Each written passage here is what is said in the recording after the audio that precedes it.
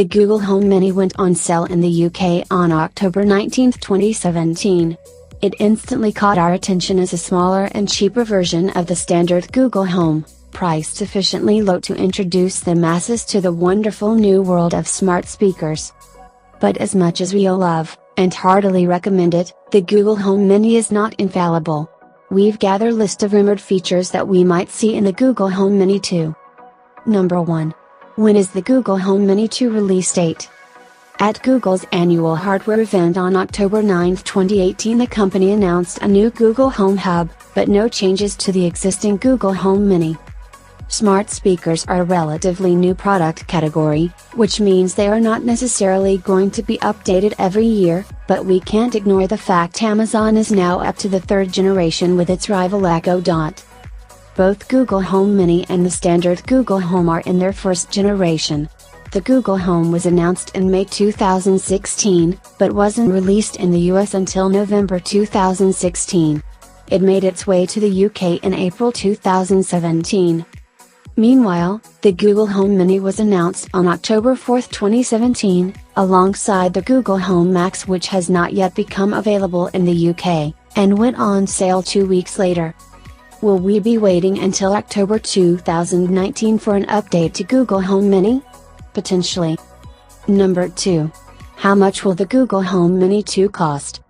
Part of the appeal of the Google Home Mini is its low price, which matches key rival the Amazon Echo Dot. Expect pricing to remain at $49. Number 3.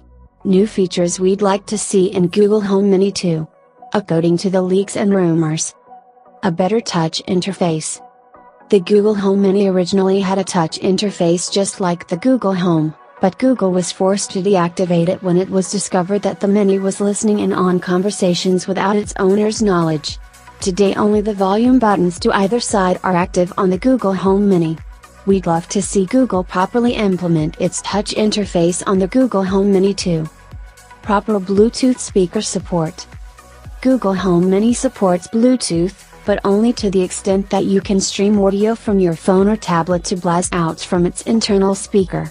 If you want to connect the Google Home Mini to standalone Bluetooth speakers, you need to use a Chromecast audio, at additional cost if you don't already have such a device. This is one of Google Home Mini's major downfalls when compared to the Echo Dot.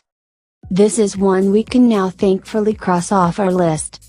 Google added the ability to hook up a Bluetooth speaker in March 2018. A no port. The previous lack of proper Bluetooth support wouldn't be nearly as irritating if the Google Home Mini had a no port, allowing you to physically hook up external speakers. Enhanced audio. This one is probably a given, but we'd always like to see improved audio in new devices. The Google Home Mini performs reasonably well given its hardware, but it's still something you compromise on when buying the cheaper Google Home. Rechargeable battery.